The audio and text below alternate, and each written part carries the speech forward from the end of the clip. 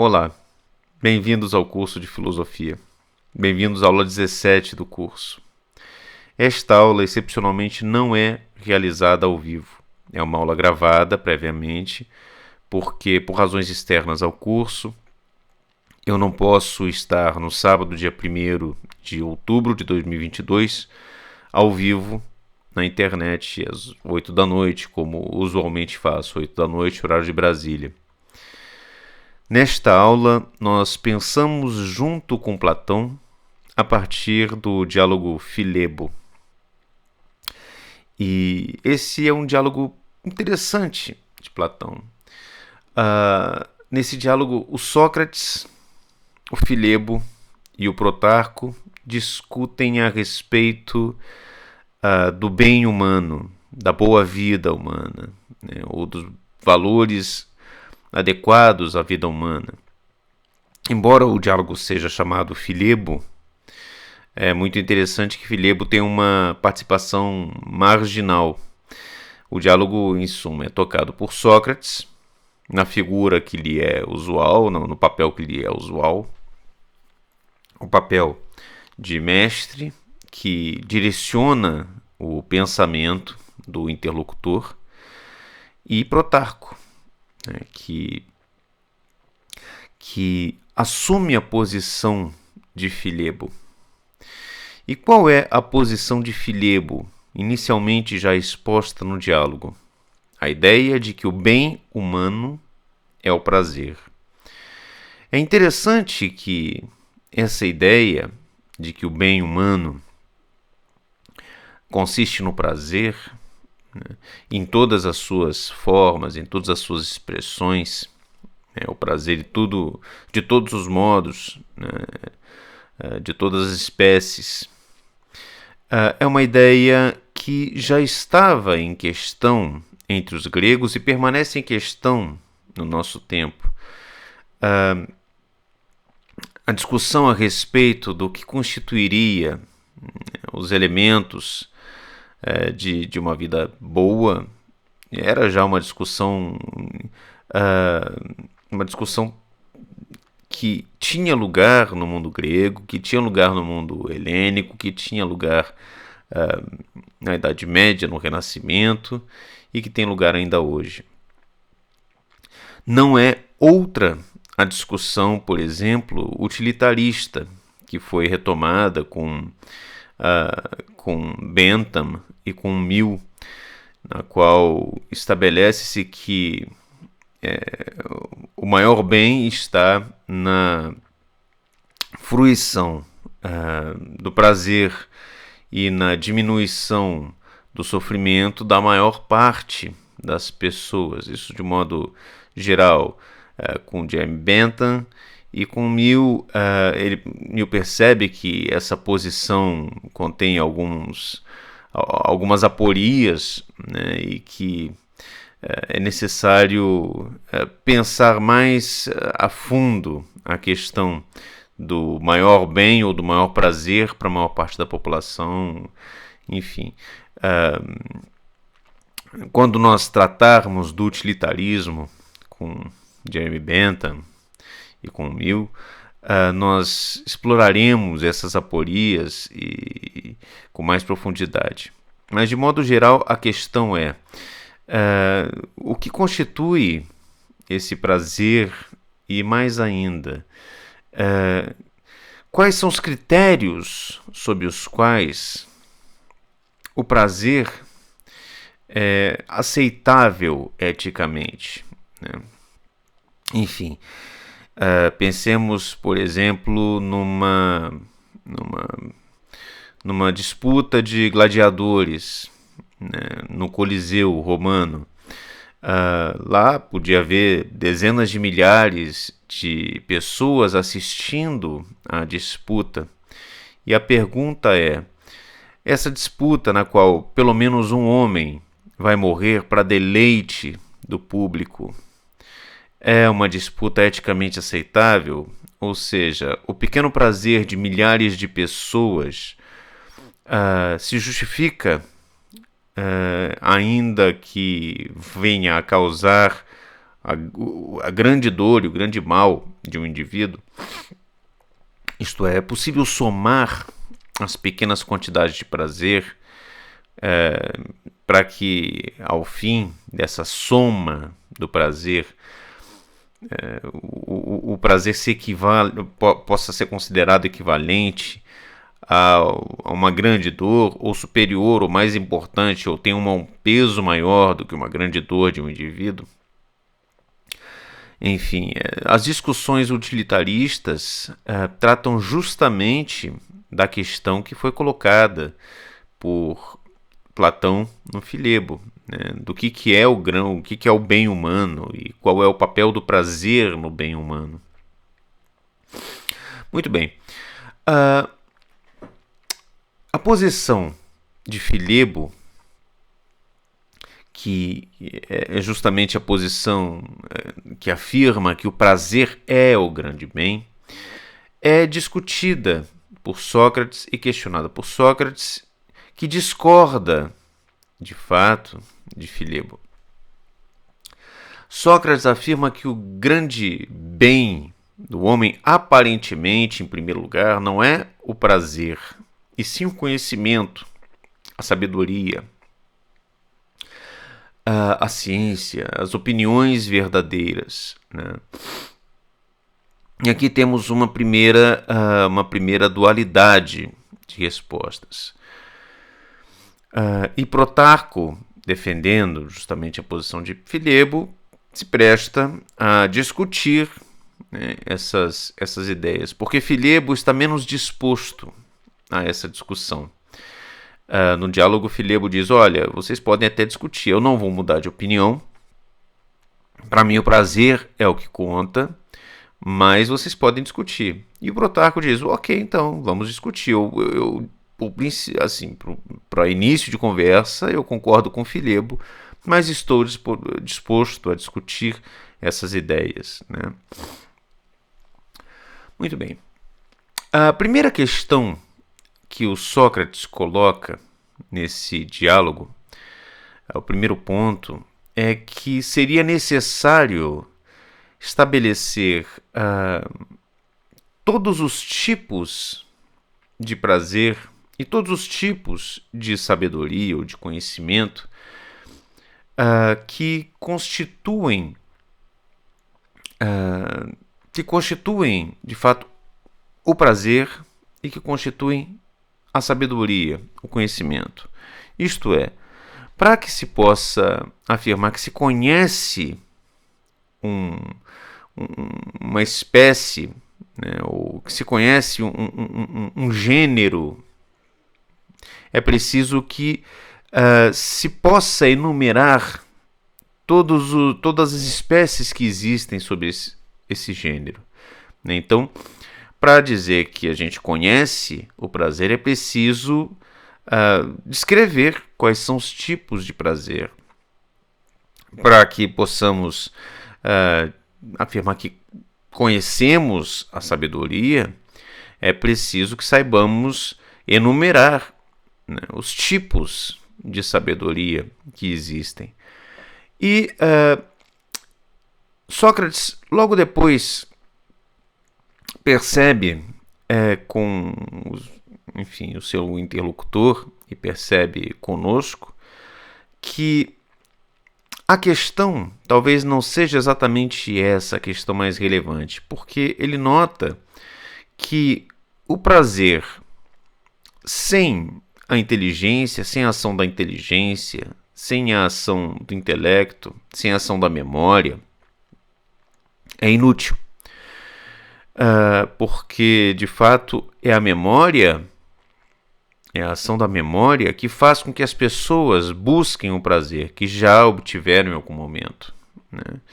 Então, se eu sei que determinada atividade ou que determinado objeto é prazeroso, por exemplo, se eu gosto de determinado tipo de comida, isso deve-se à ação da minha memória e do meu intelecto, da minha razão, que me faz procurar novamente esse tipo de prazer. E se não fosse assim, eu seria como um animal completamente irracional, que buscaria aquilo que é mais prazeroso imediatamente, sem nenhum concurso da razão para planejar a obtenção de um prazer maior, né? E o ser humano não é irracional desse modo. Então, o prazer é maximizado pela razão e, mais ainda, o desejo humano é movido pela razão, é movido pelo intelecto, é movido pelas potências do intelecto, entre elas a memória. Isto é, o prazer puro não faz muito sentido. E, por outro lado,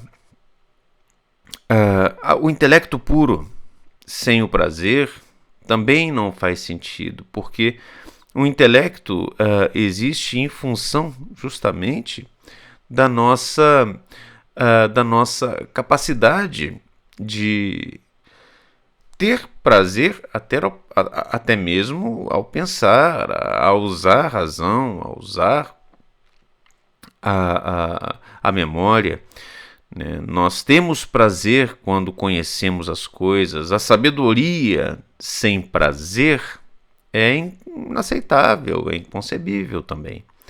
Então, em vez de pensar o prazer ou o intelecto, a sabedoria, é necessário conceber uma mescla entre essas duas capacidades humanas. Então é necessário unir, né, e misturar o prazer e a sabedoria. E aqui nós podemos perceber com Sócrates que surge um outro objeto. Se nós temos, em primeiro lugar, o prazer, em segundo lugar, a sabedoria, o uso do intelecto, nós temos agora um terceiro objeto: o prazer, o intelecto e a mistura dos dois. E essa mistura, de fato, provoca em nós a compreensão de que é necessário pensarmos, para termos a visão adequada a respeito do problema, num quarto elemento. E esse quarto elemento é justamente o elemento da causa dessa mistura. E Platão aqui vai propor, portanto, uma distinção dos elementos, que é uma distinção quádrupla. Em primeiro lugar, ele vai propor que devemos pensar na realidade das coisas que são. Vejam bem, as coisas que são. Ou seja, ele está falando do mundo das coisas que têm uma realidade, que não são uma ilusão, que não são mera cópia, né? Estamos na parte de cima da linha da qual Platão fala na República. Estamos na primeira metade, nos primeiros 4 elementos, enfim, da realidade, no qual Platão, ou do qual, né, da descrição da qual Platão fala no Parmênides, que nós vimos na aula anterior. Estamos no mundo das coisas que são. E, nesse caso, o Platão propõe, então, aqui uma quádrupla descrição das coisas que são, e que se compõe do seguinte modo: o primeiro elemento é constituído pelo ilimitado, pelo apeiron, né? Pelas coisas que não têm limite. O segundo elemento, as coisas limitadas, as coisas que têm um fim, né? As coisas que de fato podem ser contadas e podem ser definidas. O terceiro elemento as coisas que têm o ilimitado e o limitado de forma mesclada. E, finalmente, o quarto elemento, ou a quarta posição, que é constituída pela causa dessa mistura, pela causa que produz essa mescla entre o limitado e o ilimitado. E o que seria, nessa perspectiva, o ilimitado? O ilimitado é tudo aquilo que pode ser aumentado ou diminuído indefinidamente, né? Então, o ilimitado é tudo que não tem uma medida exata na visão grega propriamente. Por exemplo, o que é mais quente, o que é mais frio. Lembrem-se, os gregos não tinham termodinâmica, os gregos não sabiam calcular a temperatura, né? O que é mais quente, o que é mais frio, o que é mais úmido, o que é mais seco, o que é mais rápido, o que é mais lento. E lembrem-se, os gregos não tinham as medidas de velocidade, né? Eles não tinham os cálculos de velocidade que nós temos. Então, tudo aquilo que faz parte do mundo das percepções e que correspondem a realidades que podem ser aumentadas ou diminuídas de modo indefinido, compõem o mundo do ilimitado, do que não tem limites, ou que não tem, enfim, fronteiras muito bem estabelecidas entre o máximo e o mínimo possível, né? O mundo do limitado, todavia, é diferente. O mundo do limitado é o mundo dos números, das proporções, é o número daquilo que pode ser calculado, é o número, o mundo da igualdade, do dobro, da metade, né? É o número, o mundo essencialmente do número, né? Daquilo que pode ser numerado com precisão. E aqui nós já percebemos que Platão está a falar, no primeiro caso. Platão está a falar, no primeiro caso, do mundo dos, enfim, do prazer, né? Nesse contexto, porque o prazer é algo que não tem um limite específico, né? O prazer ou a dor podem ser indefinidamente aumentados ou diminuídos. A dor, enfim, o limite da dor é a morte, mas até a morte não há um limite claramente estabelecido, né? É muito difícil falar, eu sinto agora o dobro, exatamente o dobro da dor que sentia antes, ou eu sinto agora 1/3 da dor que eu sentia antes. Enfim, a dor não é calculável matematicamente, e nem o prazer, né?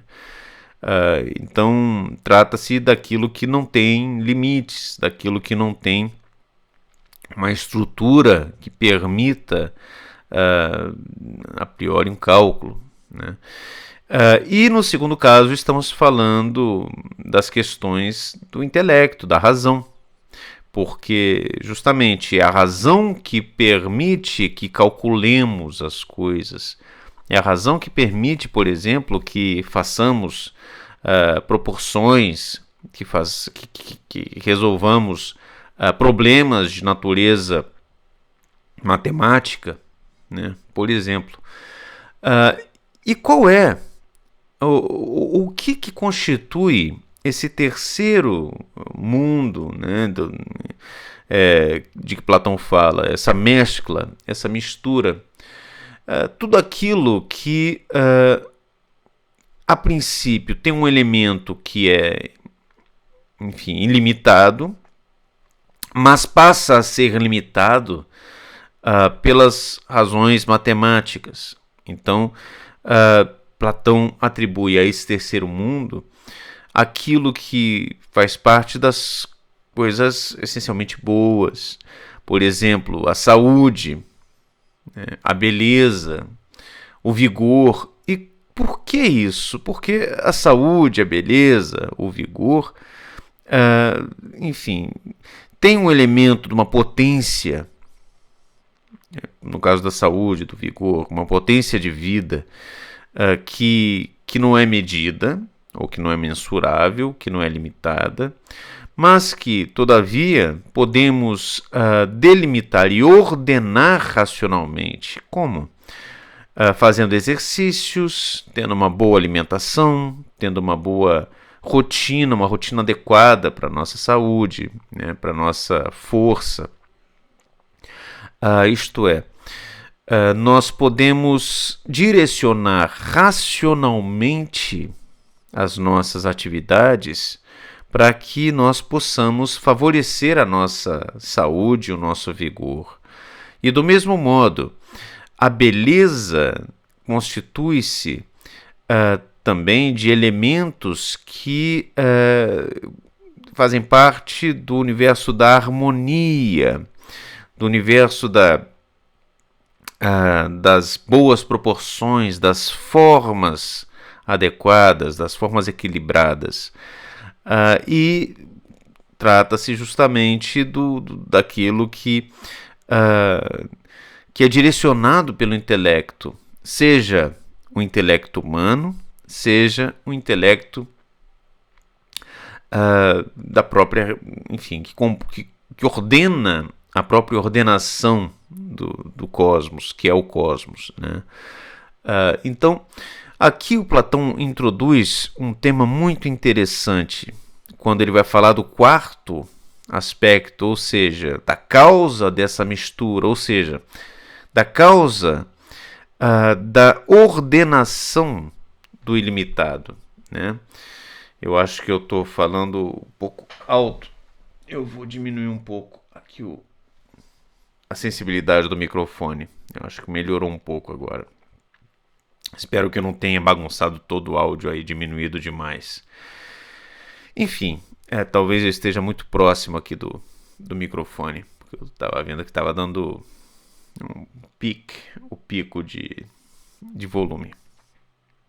Enfim, eu estou testando esse microfone aqui para gravação, vendo se dá certo, porque a Bruna me disse que o áudio estava meio ruim nas gravações das aulas, no vídeo das aulas, então, enfim, talvez o áudio melhore com esse microfone. Vamos ver, é um teste. Então ele introduz um tema muito interessante, que é o tema da causa da mistura desses elementos limitado e ilimitado, ou ilimitado, limitado. E, de fato, ele vai propor que esse quarto elemento é como se fosse um artesão. É como se fosse, de fato, um demiurgo, né? Enfim, é um ser, é um intelecto, de fato, que toma aquilo que já é e ordena de modo a constituir um próprio cosmos. Lembrando que o cosmos em grego é a própria ordem, né? Então é um intelecto que dá forma às coisas e que ordena todas as coisas, né? De acordo com o princípio do ilimitado e do limitado, que põe limites ao ilimitado, né? Agora, essa de fato seria a própria classe do entendimento das coisas, né? A própria classe da capacidade do intelecto de interagir com o real, né? Agora, veja que interessante. Platão aponta o fato, né, Platão, Sócrates, aponta o fato de que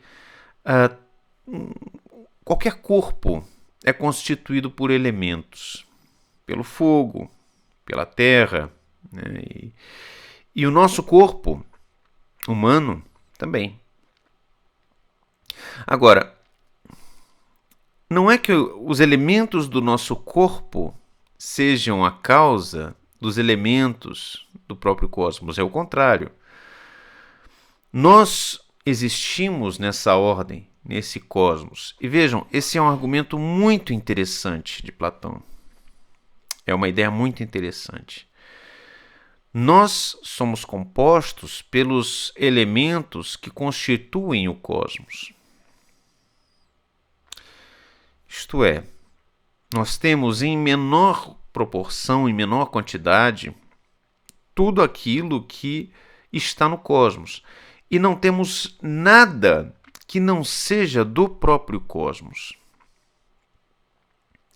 Então, nosso corpo compõe-se de elementos que já estão aí e que precisam estar aí, necessariamente estão aí, pois se não houvessem esses elementos no cosmos, o nosso corpo não seria.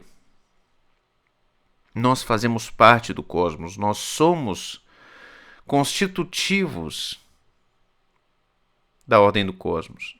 Nós não estamos fora do cosmos, né?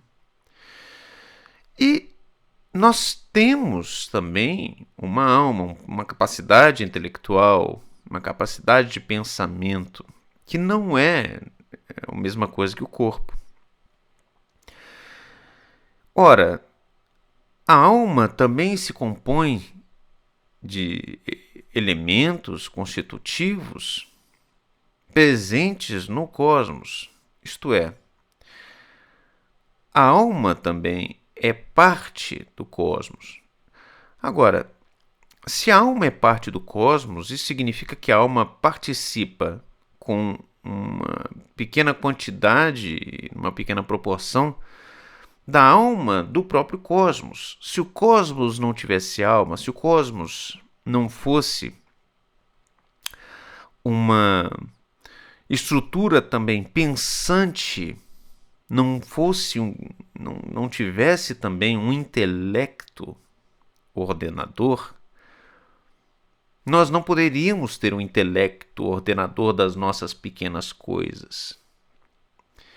Porque tudo o que existe no mundo humano existe como uma realização em pequena escala de uma potência do próprio cosmos. Se o cosmos não tivesse a potência do pensamento, e aqui eu já estou usando uma linguagem aristotélica, mas que diz a mesma coisa, se o cosmos não tivesse a potência do pensamento, a potência do intelecto, a potência da alma, nós não teríamos pensamento, intelecto, alma.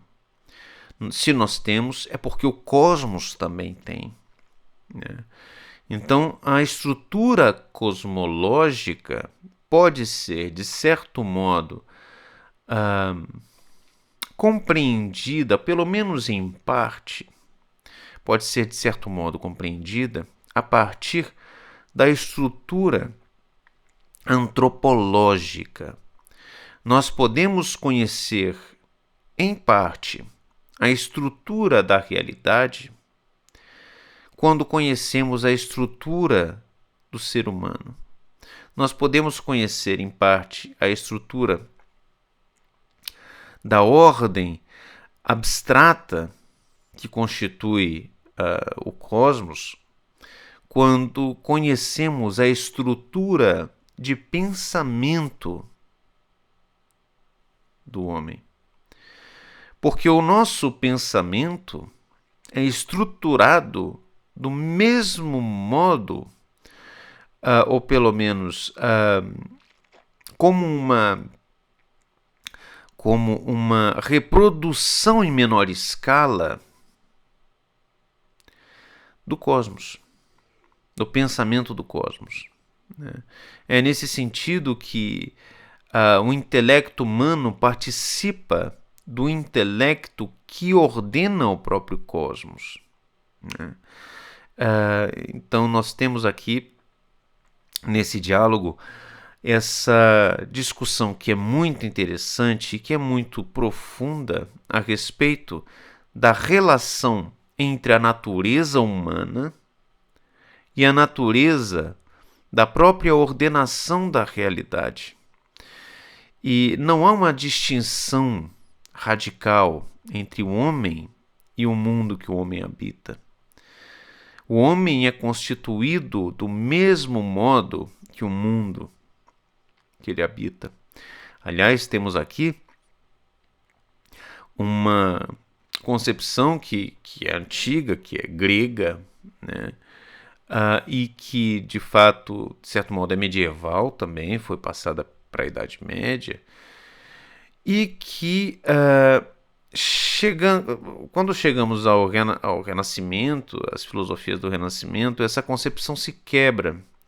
E é muito interessante quando percebemos que, no Renascimento, o ser humano começa a se posicionar como um ser distinto da natureza, não mais como um ser natural, composto dos mesmos elementos e das mesmas forças que compõem a natureza, mas um ser distinto, radicalmente distinto, fora da natureza. E o pensamento humano como um pensamento também radicalmente distinto da ordem natural, né? E muitas vezes concebido até mesmo como a causa ou a condição de possibilidade ou o fundamento da própria realidade. Nós temos, de modo muito claro, essa intuição da separação radical entre o homem e a natureza com a filosofia de Descartes e com a filosofia empirista também, né, de Locke, de Hume, de Berkeley. Nós temos a concepção de que o pensamento é algo radicalmente distinto da natureza e, mais ainda, o pensamento é o fundamento da percepção, ou do fundamento, melhor dizendo, da própria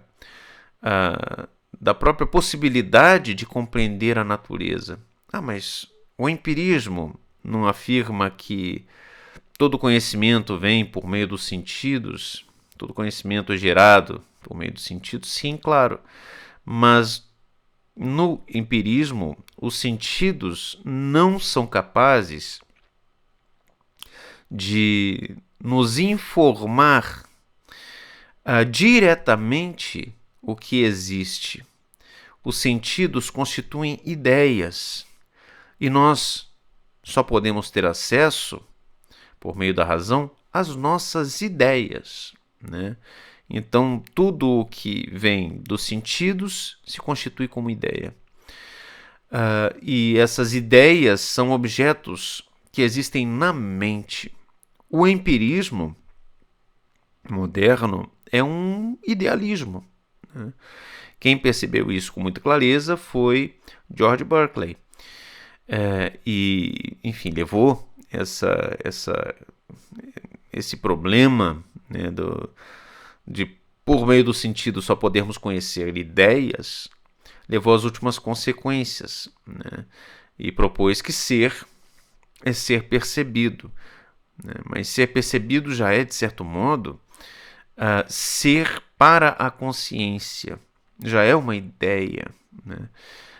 E Berkeley chega à conclusão de que, muito curiosa, de que então, aparentemente, se não houver uma outra explicação, as coisas só têm existência enquanto são percebidas, né? E, portanto, se não houver ninguém percebendo ou nada percebendo alguma coisa, essa coisa deixa de existir, né? Porque ser é ser percebido. Então, aparentemente, se eu saio do banheiro e não há nenhum ser no banheiro para percebê-lo, e fecho a porta do banheiro, tudo que há lá no banheiro deixa de existir, deixa de ser. E essa é uma conclusão contraintuitiva, né? E Berkeley sabe disso e ele diz: não, mas existe um ser que percebe tudo o tempo todo, que é a garantia da existência das coisas quando não há nenhum ser humano percebendo-as. E esse ser é Deus, né? Então, Berkeley, assim como Descartes havia feito, Berkeley exige a existência de Deus como uma estratégia, né, que tem lugar num argumento. Deus aqui é uma peça de uma engrenagem metafísica, né? Deus é necessário para que as coisas existam como elas são. Mas aqui vejam, eles não estão pensando numa concepção de um Deus que seria de fato a causa profunda, né, e última de todas as coisas. Esse Deus aqui já não é nem mais o Deus aristotélico do motor imóvel que move todas as coisas. Deus aqui é um recurso meramente argumentativo, na ordem da discussão, na ordem propriamente dos argumentos, na ordem do discurso mesmo, né? Deus faz parte de uma estratégia epistêmica. E de fato essa é uma concepção bastante moderna, que seria muito estranha para Platão, né? Enfim, Platão concebe, e a razão é que Platão concebe o ser humano não como essencialmente distinto da realidade, mas como partícipe da realidade, partícipe do cosmos. O ser humano é parte integrante do cosmos e tudo o que há no homem há, em primeiro lugar, no cosmos, né? E todas as potências que existem no homem, a potência corporal, a potência intelectual, são potências que existem em maior grau na própria realidade, né? Na própria ordenação da realidade. Isto é, se nós falamos que no cosmos há se nós percebemos que há uma necessidade de pensar no ilimitado e no limitado, e que há uma causa que ordena esse limitado e ilimitado, por exemplo, no nosso intelecto nós podemos ordenar a nossa vida em função da saúde, em função do vigor, né? Certamente haverá uma causa intelectual que ordena o limitado e o ilimitado no cosmos também. Trata-se justamente da figura do ordenador, do demiurgo, né, de Platão. E Platão, nesse diálogo, faz Sócrates chamar esse princípio ordenador da própria sabedoria, da própria inteligência, o nous, né? É a Sofia e é o nous também. Então existe uma sabedoria que devemos buscar conhecer, que é a sabedoria da ordem do próprio mundo e da ordem do próprio ser humano, que é a mesma coisa, a mesma ordem, né? E a ordem da inteligência, da qual nós participamos, da qual a nossa inteligência participa, né? Muito bem, então o Platão faz o Sócrates prosseguir o diálogo, lembrando que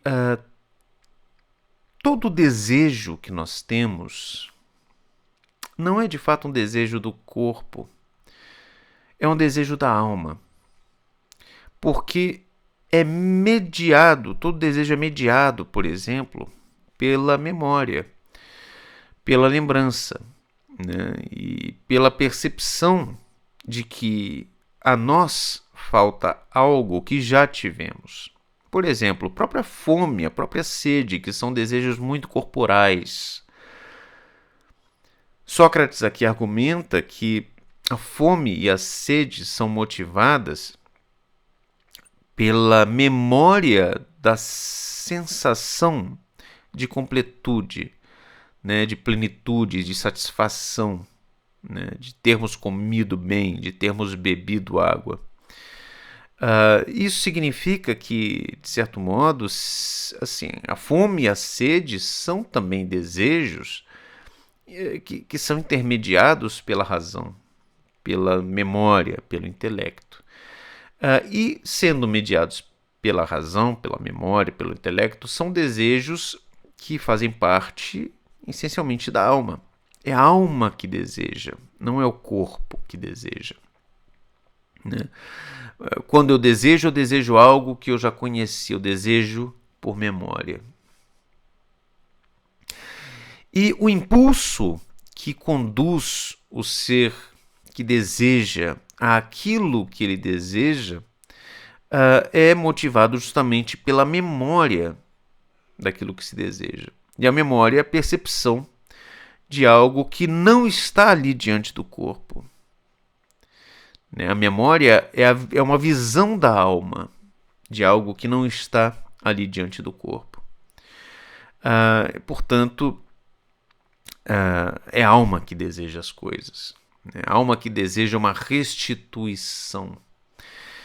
E essa restituição, de fato, é uma retomada da ordem. O desejo é uma... Enfim, o desejo é um desequilíbrio da ordem, é uma ausência de uma plenitude. E nós desejamos restabelecer essa plenitude, restabelecer essa ordenação. Né? Então, essa é uma concepção que é fundamental aqui para Platão e que, de fato, vem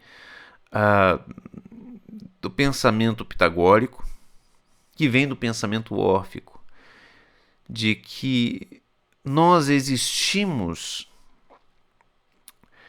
para o restabelecimento, em função do restabelecimento de uma ordem cosmológica.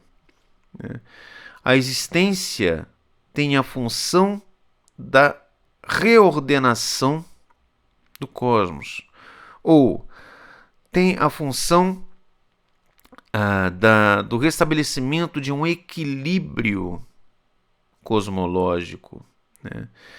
Do restabelecimento de uma justiça cosmológica. Né? E, de fato, Platão, aqui por Sócrates, chega à conclusão de que esse desequilíbrio, essa desordenação, é, de fato, uma dor, né? É o que produz a dor, é o que produz a sensação da ausência, né? É o que produz um certo vazio que é doloroso,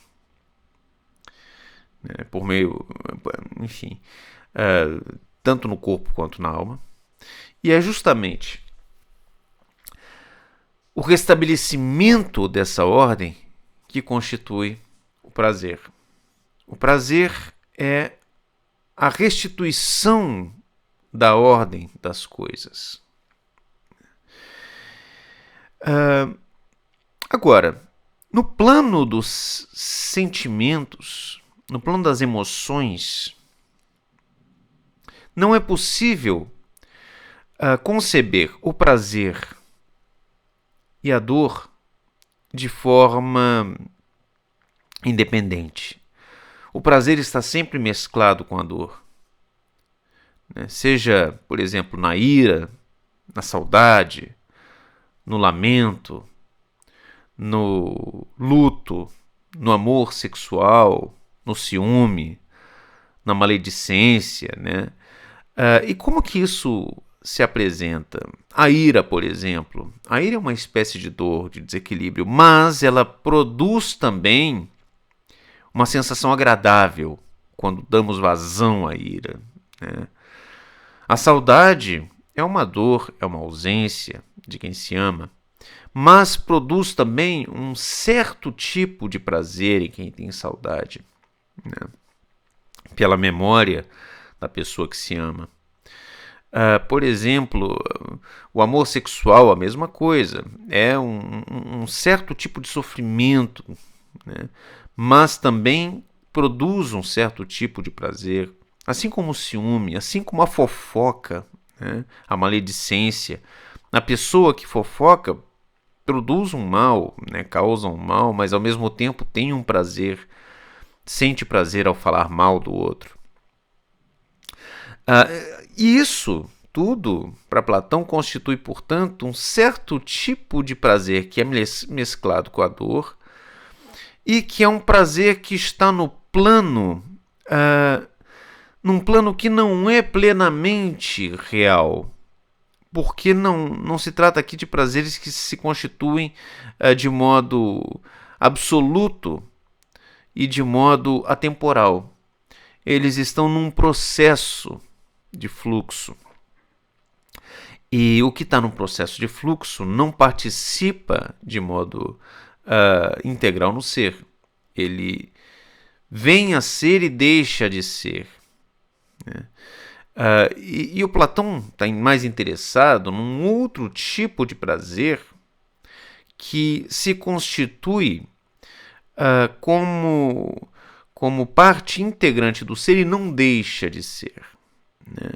Então, os prazeres verdadeiros, aqui para Platão, na figura de Sócrates, são aqueles prazeres cuja carência não é sentida, cuja ausência não é dolorosa, prazeres cuja ausência é indolor.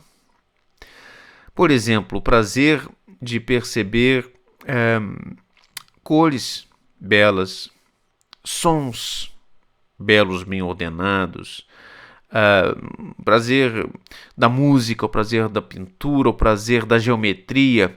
Se nós não estamos, por exemplo, diante de belas cores, nós não sentimos dor por causa disso. Se não ouvimos uma bela música, não ouvimos nada, não sentimos uma dor também por causa disso. Se não estamos ali diante de formas geométricas, diante enfim, de proporções geométricas e matemáticas, não sentimos dor. Mas quando estamos diante desses objetos, sentimos prazer. Então, para Platão, esses são os prazeres, de fato, que têm uma realidade, que são prazeres verdadeiros. E são prazeres diretamente da alma, né? Enfim, é a alma que pode perceber a proporção numa música, né? É a alma que pode perceber, por exemplo, a harmonia do conjunto ou da distribuição das cores numa pintura ou no céu, por exemplo, né? Os sentidos percebem diretamente, o corpo percebe diretamente as cores, mas é a alma que percebe a harmonia, o equilíbrio, a bela distribuição dessas cores, né? Por exemplo. Essa beleza,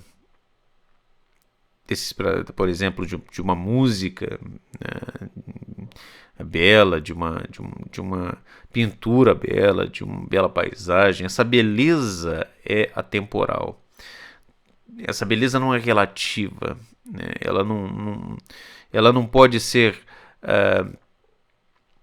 não pode ser numa alma bem ordenada, ela não vai ser questionada, né? Enfim, ela é atemporal, ela é absoluta, ela é perpétua. Esse é o argumento de Sócrates, ok? Agora, de todo modo,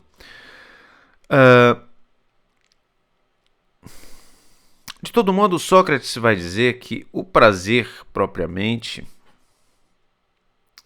ainda quando se trata de um objeto que tem uma beleza, né, atemporal, o prazer propriamente está no processo de vir a ser. O prazer não é, essencialmente, um bem absoluto, porque ele justamente está num processo do devir, do fluxo, né?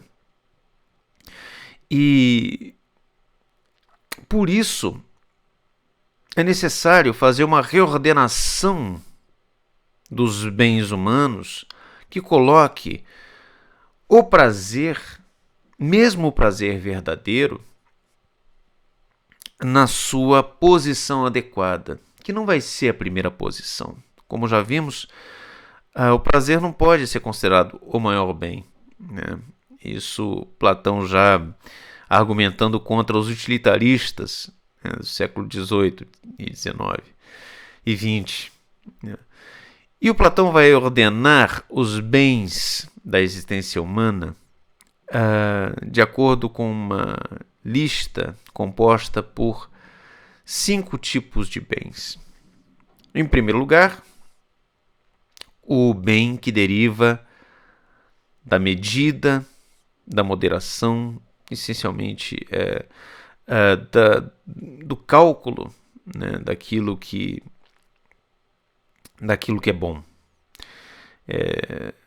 Enfim, trata-se aqui de uma concepção do maior bem como sendo o bem mais direcionado intelectualmente, né? O segundo nível, o segundo maior bem, é justamente o bem que deriva do belo, do perfeito, do suficiente. O terceiro maior bem é o bem que diz respeito ao próprio entendimento, ao saber, né, ao conhecimento científico. Científico no sentido das ciências absolutas, da própria metafísica, né? Depois, o quarto bem é o bem das artes, das opiniões corretas, enfim, é o bem que deriva das opiniões verdadeiras sobre as coisas, né? Então é um bem já do plano do discurso e do plano do fazer corretamente as coisas. E finalmente, o quinto bem é o bem desses prazeres verdadeiros, dos prazeres indolores, que são os prazeres puros da própria alma, né? Então, e os prazeres somente do corpo, né? Os prazeres que dizem respeito ao corpo propriamente, que seriam os prazeres a respeito do qual o próprio Plutarco e o próprio Filebo falavam. Para Platão, eles não seriam bens de modo algum, né? Porque eles estariam tão no plano do fluxo que eles não se constituem como elementos dessa tabela dos bens absolutos do homem, né? Então, o último nível do bem é o nível do prazer, mas é um certo tipo de prazer que temos diante de objetos que são absolutos, diante de objetos que não estão sujeitos ao fluxo, né? A questão da passagem do tempo, né? Enfim, a conclusão de Platão aqui, nesse diálogo, que é um diálogo sobre, de fato, o bem humano e sobre o prazer, sobre os tipos de prazer e sobre a relação entre o prazer e o intelecto, mas é também um diálogo com um elemento metafísico, no qual Platão defende de forma muito clara a ideia de que nós participamos, né, de fato, da ordem do cosmos e tudo o que há em nós há no cosmos. Portanto, o cosmos é um corpo, mas o cosmos também é um pensamento. O cosmos também pensa como nós pensamos, né? E as conclusões a que Platão chega são muito interessantes. Em primeiro lugar, o prazer é indispensável na vida humana, né? Por quê? O equilíbrio físico, o equilíbrio no pensamento, na existência humana, é instável. E sempre há uma deficiência, sempre há uma ausência, sempre há uma fome no homem. E o prazer visa justamente a tentar restabelecer de algum modo esse equilíbrio, esse vazio, essa plenitude que nós não temos. Então, num certo sentido, os prazeres são compensações pela imperfeição do ser humano. Nós buscamos os prazeres como quem busca o alimento, que é um prazer também, quando tem fome. Mas nós temos fomes diferentes. Nós temos diversos tipos de fome na vida. Então nós somos humanos, somos inevitavelmente vazios de algo. A nossa alma já nasce com um aleijão, já nasce imperfeita, já nasce com uma falta, uma ausência. E nós buscamos os prazeres para tentar compensar essa ausência, né? Então,